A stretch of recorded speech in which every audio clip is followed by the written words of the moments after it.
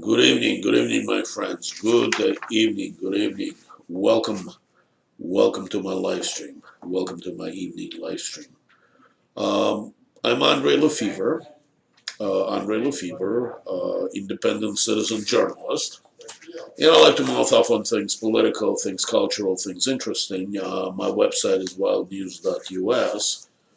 Um, well, we have an open case of treason that was reported by New York Times today.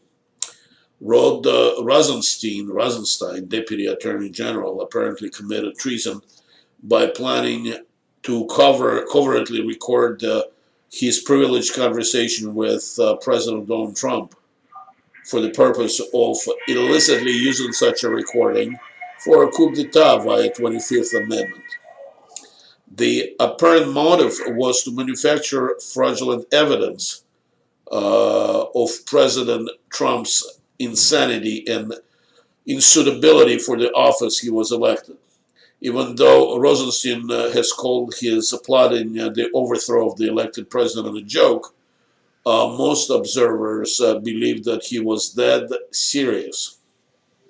It is unclear where the plot of this nonfiction house of cards in the real life DC swamp will lead. It is unclear where this plot will lead in the real life house of cards. I'm going to play a few clips today. This evening, a reaction. I'm primarily interested in the reaction by the corporate control media. Also, I will play some reaction by the independent media. And let's see where it will take us. Let's start with the New York Times. Washington, the Deputy Attorney General, Rod Rosenstein, suggested last year that he secretly record President Trump in the White House to expose the chaos consuming the administration. And he discussed recruiting cabinet members to invoke the 25th Amendment to remove Mr. Trump from office for being unfit. Mr. Rosenstein made these suggestions in the spring of 2017 when Mr. Trump's firing of James B. Comey as FBI director plunged the White House into turmoil. Over the ensuing days, President divulged classified intelligence to Russians in the Oval Office, and revelations emerged that Mr. Trump had asked Mr. Comey to pledge loyalty and an investigation into a senior aide. So this is the tack that New York Times is taking. Well, let's find an interview. One of the men whose byline appears is Adam Goldman.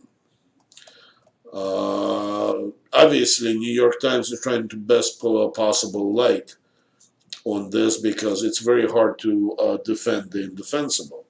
Well, Mr. Goldman gave an interview out of all places on CNN, and I'd like to play it for you because it is interesting. Let me bring it up. Give me a second. Here we go. Deputy Attorney General Rod Rosenstein suggested the Justice Department and let's see here. Let me bring this up.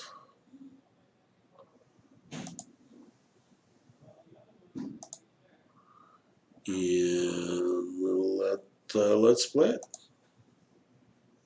FBI officials that he secretly record President Trump at the White House. He discussed recruiting cabinet officials to invoke the 25th Amendment to remove President Trump from office. This is according to sources familiar with memos authored by former FBI Deputy Director Andrew McCabe, documented these discussions, and it was first reported by the New York Times. Joining me on the phone is Adam Goldman, one of the two reporters who broke the on the scoop. Thanks for talking to us. You report that when Rosenstein talks about wearing a wire, that one person describes him saying it sarcastically, but that others thought that he meant it. Is it clear to you ultimately how he meant it when he made the remarks about when he talked about wearing a wire? Yeah, my understanding of what happened is that this wasn't a flippant remark, and he was in fact very serious. And the circumstances in which it was described to me are different now than what's being put out, I guess, by the government. It's important that your listeners understand something. That as I was pursuing this story for a very long time, people were reluctant to talk about it because of the gravity of the story. That there was concern that if it got out that Rosenstein had wanted to actually wear a wire, or had suggested Andy McCabe, the deputy director, the acting director at the time, wear a wire, that Rob might get fired. People were sincerely concerned about this, not because he made a flip remark, because of the seriousness surrounding the remark. Yeah, and Adam, I have to say, Senator Schumer, the Democratic leader of the Senate, is out there saying that this can't be used as pretext to fire Rod Rosenstein. You have supporters of the president's like Laura Ingraham at Fox News saying Rod Rosenstein must be fired. This has entered the political sphere. I know that it isn't why you wrote it. You wrote it because it's a big scoop. It's interesting and it's factual. But when you write a story like this, that's got to weigh on you to a degree that, how is this going to impact history? Agreed. In this moment, we realize when we write these stories, they can become politically toxic. But I felt my job as a reporter, and the way I've always conducted myself is I just follow the facts. And when I reach a certain comfort level, I publish the story. I think my main concern in this story was just trying to be fair to all the parties involved. Yeah, absolutely. There have been other mentions of the 25th Amendment, of course, being talked about in the administration. The anonymous op-ed author for your newspaper's editorial pages, Omarosa Manigault-Newman, talked about how White House staffers used to have a hashtag for it whenever the president did something they found wanting, TFA, 25th Amendment, hashtag TFA. Do you have any sense whether this was really being seriously considered among administration officials? This is something they actually are going to do. They're going to go to other members of the cabinet and try to get the requisite number to actually invoke the amendment? Well, as I wrote in my story, I think there was concern that how would you do a straw poll, right? Because if it got back to Trump, he would, and he found out, he'd fire everybody. But I wasn't able to measure the seriousness of what Mr. McCabe was told by Rod. But what was interesting when I learned about that, it was I only learned about it after the op-ed, and which raised this idea, at least in my mind, that more people talking about the 25th out there than we really know. Interesting. Adam Goldman with the New York Times. Congratulations again on the scoop. Thanks for joining us. So this was Mr. Goldman interview on CNN regarding this situation. So basically, what was happening is that the high-level Department of Justice officials were conspiring to convince the cabinet, threaten them maybe, convince them to lie about the president's mental abilities, invoke the 25th Amendment, which allows the cabinet to vote and remove the president if he is deemed to be mentally unable to perform his duties, and apparently they were trying to manufacture it. Now, the next one I'd like to bring up, and let me do this. I'm sorry, it's the end of my work day, and I'm a little fatigued, so I'm a little bit slow. Alex Jones had a very interesting take on this. So let me bring his clip that I made of his statements. In many ways, I love Alex Jones because he has a wicked sense of humor. So let's see here. Here we go. And just let me load this.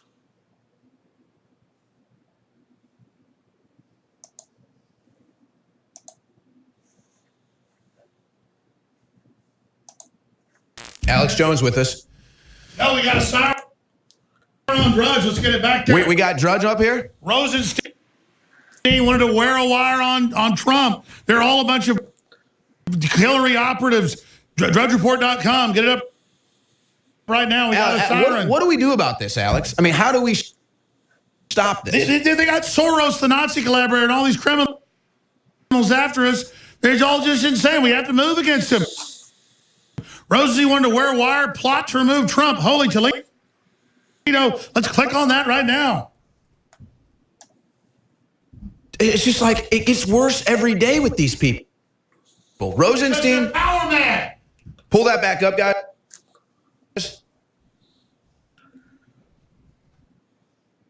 Okay. We're going to pull the story up. It's breaking. This is in the New York Times.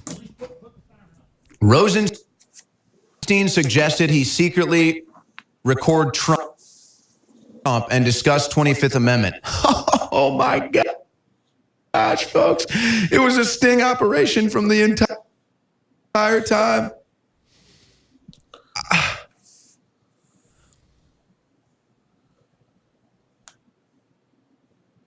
But hold on.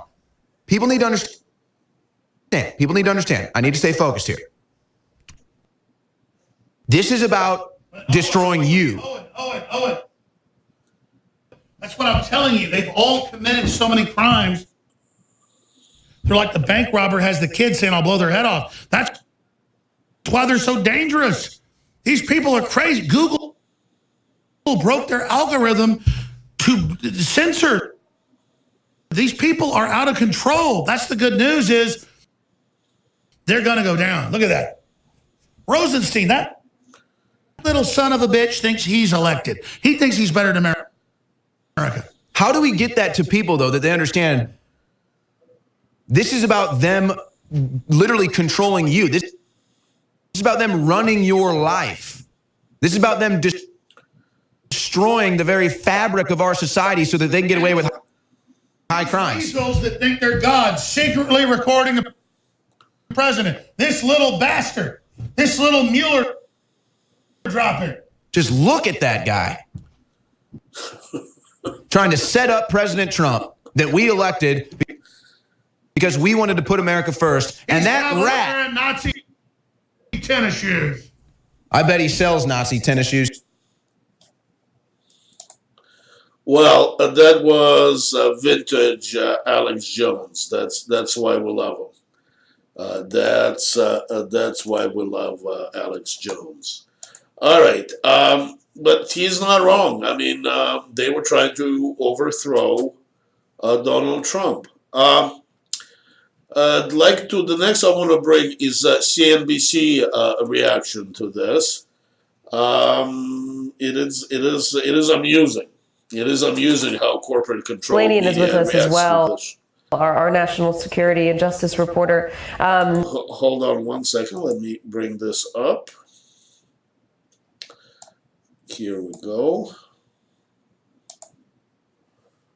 And here Blaney is with us as well, our national security and justice reporter. Ken, you've been talking to your sources. Have you gleaned anything from them about this reporting? Well, Katie, I have a couple of statements. They appear to be the same statements that were given in the New York Times. One is from Rod Rosenstein, who says the New York Times story is inaccurate and factually incorrect. I will not further comment on a story based on anonymous sources who are obviously biased against the department, this is Rod Rosenstein, and are advancing their own personal agenda. But let me be clear about this. Based on my personal dealings with the president, he says there is no basis to invoke the 25th Amendment. Now, that's an on-the-record statement from the Deputy Attorney General. I have another statement from a source who was in the room at the time all this took place. And this is important because this source is saying that this statement about the wire was made, but the source is saying that it was made sarcastically by Rosenstein. The source is saying, I remember this meeting and remember the wire comment. The statement was sarcastic and was never discussed with any intention of recording a conversation with the president. So that's one perspective. Now, obviously, you just heard Michael Schmidt of the New York Times saying that they are told by other sources who are in the room that that's not the case. This was a serious comment by Rod Rosenstein. So we have a dispute here. and it's going to be interesting to see how this shakes out. But Andy McCabe's statement suggesting that his memos contemporaneously recorded this event and are part of this reporting is interesting, because Andy McCabe was fired by the FBI. So he is on a different side of things from the sitting Justice Department officials who may be putting out information. Well, what do you mean by that? This was sarcastic. What do you mean by that? Well, I mean, he is under investigation. He was fired by the FBI director, Christopher Wray. He is not on the same page on a lot of this stuff. And some people believe he has an axe to grind. Other people believe he's a credible witness. So there are differing perspectives here. That's all I'm saying, is we need to keep that very much in mind, Katie. Well, I don't even know what to say. I don't think they're very happy about the fact that Rosenstein got caught. They all hate Trump. I think I have here we go. This is CNN, I believe. This is how they covered Rosenstein denying that he was serious when he made those statements. Now, he did not deny. He did not. And you may deny, have a roasting. Evan, I want to. He did not deny making the statements. Give me just 1 second. Let me bring this up.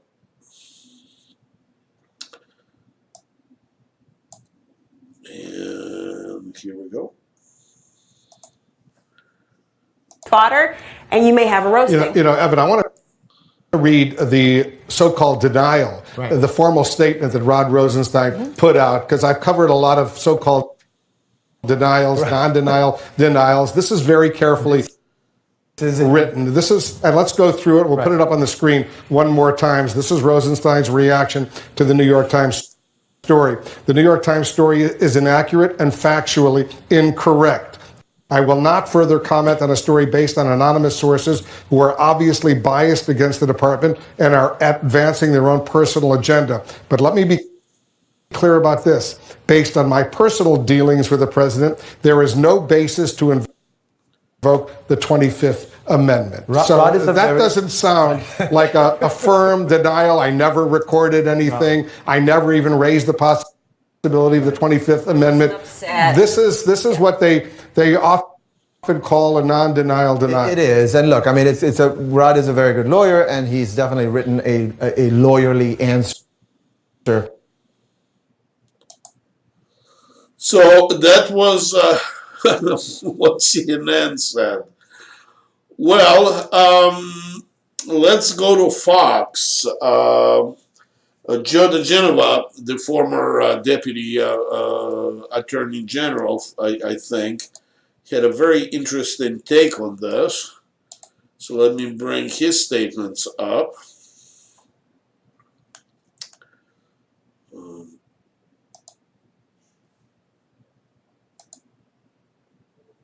Let's see. Here we go. Joining us now, Joe DeGenova is with us. DeGenova and Tunsing, and his partner in crime and in life, Victoria Tunsing. Welcome, both of you. Greetings from Columbus, Indiana. One last point. Chuck Schumer threw out a statement. This story must not be used as a pretext for the corrupt purpose of firing the Deputy Attorney General Rod Rosenstein in order to install an official who will allow the president to interfere with the special counsel investigation. And he says General Mattis, Kelly, numerous other White House officials, cabinet officials have been reported to say critical things to the president without being fired. This isn't a critical thing. He's talking about removing the president and taping the president of the United States. Yeah, Sean, I'm going to correct you. Yeah. He did not deny it. He said, I was only kidding. That's really important for people to know. He did not say, I never said that. He said, just kidding. Well, that's what his argument is now. Oh, just kidding. Maybe I ought to do this, but just kidding. That doesn't sound like the way that McCabe wrote it up as a just kidding memo. The point here is that from the very beginning, when Rosenstein appointed Mueller, it was clear that he had acted out of pique. He said in the New York Times article about 2 months ago, where he leaked the story, that he was embarrassed when he found out that the president had alluded to the Russian investigation in his interview with Lester Holt. In fact, Rosenstein was looking for any reason to make himself look good because that's all he's about.